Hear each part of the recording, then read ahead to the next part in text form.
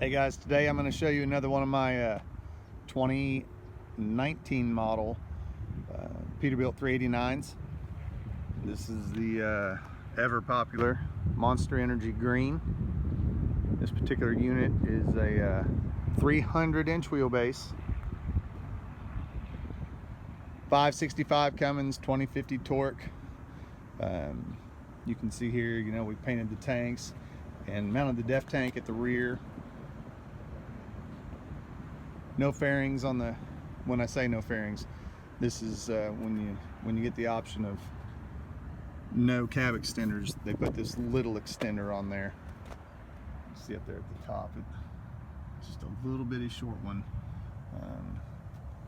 Makes the frame rails, the perception of them look a lot longer, or a bit longer, so makes it look a little more stretched out, long and lean. It's a fun option to play with.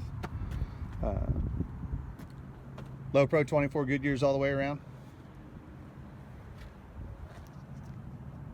Disc brakes as always, all 3 axles. Still don't think there's a better option out there for the money. Still, everybody's still just getting crazy life out of those. It's very reasonable to expect in normal conditions, somewhere in the 750,000 mile range before you even put pads on it. If you pay attention, you should never put rotors on it.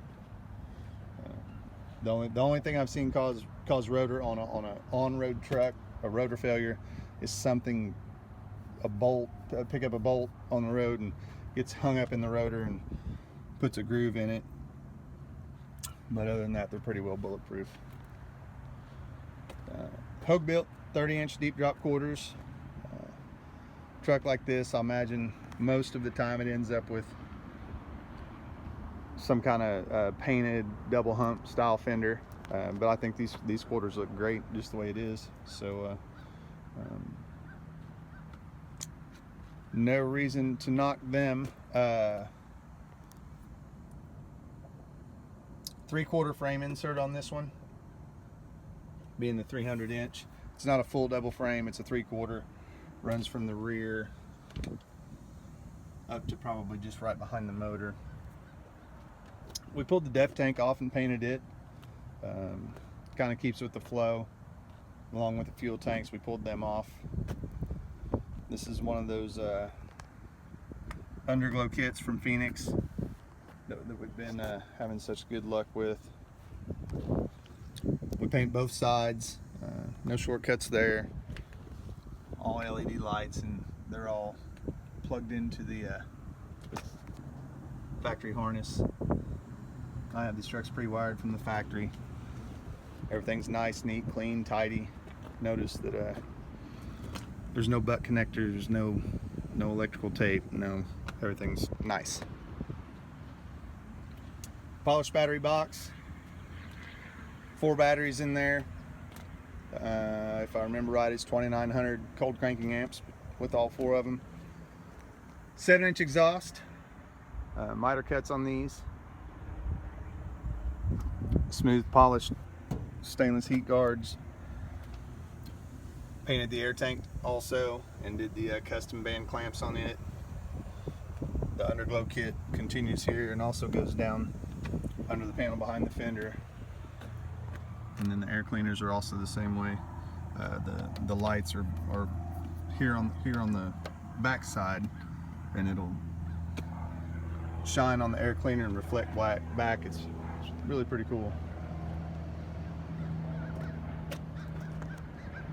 20-inch boxed in blind mount, little deep drop bumper with the recessed license plate. Just a good classic look. Polished surround, polished headlights. See, we did a 12-inch visor on this one. 13 roof lights. Changed all the lenses out to the clear LEDs. Of course, they light up amber, and that matches all the underglow kit, so it works out really well. It's kind of keeping a rhythm going with the colors. Polished step box. Polished filter cover is what that really is. Again, painted tanks, 150 gallon on this side.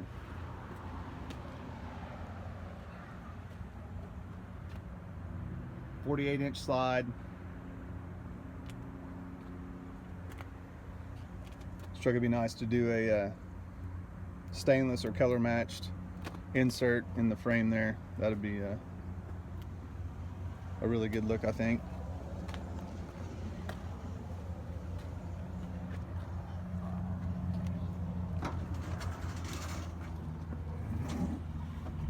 Hey, it didn't squeak. There's that 565 horsepower 2050 torque X15 Performance Series Cummins I was talking about. This truck was, or these engines were this engine was the #1 selling large bore big liter engine last year. To be honest, I just assumed it would be Detroit, but it wasn't. It was the X15, which is awesome. If I remember right, don't hold me to this, I want to say somewhere around 50,000 units total. Just a mind-blowing number. Air ride front end, dual leveling valves. Earlier I told you, it's got a low air leaf. This has got the 5.5-inch drop axle. I call this a car hauler axle. That's not technically what it is, but that's what the car haulers have. And where they get the difference is from the center line here to the center line here, the drop is 5 inches. Most every 389 that you pass on the highway has a 3.5 inch. So just the difference from this space to this space. But you do that to keep it in line with the low air leaf in the rear, just so it has a nice low mean stance. And with the Low Pro 24s, they really fill the fender well nice. There's not a big gap. Just a really good look.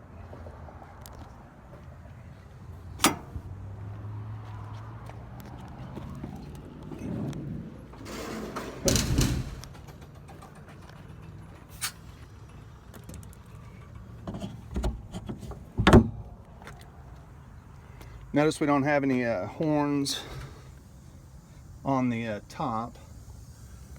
We do a nice mount here up under the cab. This truck also has the, it's hard to see here, but the big battery disconnect. Flip that switch, shut the whole thing down.